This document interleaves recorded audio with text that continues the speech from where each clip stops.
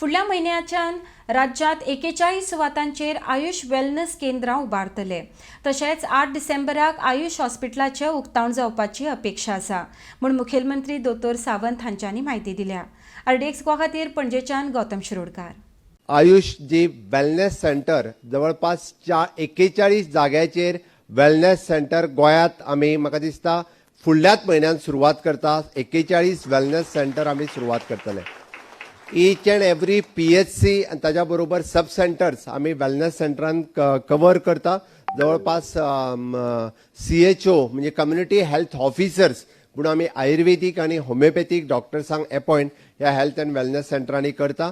ताज्याच बरोबर योगा प्रॅक्टिशनर्स आमी ताज्या बरोबर लोकांक योगा थेरपी कशी दिवची हाज्या खातीर योगा थेरपिस्टूय आमी अपॉयंट करता।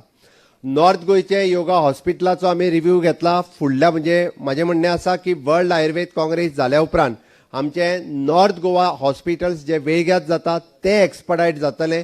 साऊथ गोवाचे आयुर्वेद हॉस्पिटल जे मडगांवांत जातात ते एक्सपर्टायट जातले। आणि खास करून आमी जे पळयता ज्या आयुष हॉस्पिटलाची आमी वाट पळयता इतके दीस ताचे उक्तावणूय बी कदाचित ते 8 तारखेकूच जावपाक शकता as promise by our AYUSH minister. हे खासा करून म्हाका सांगपाचें आसा।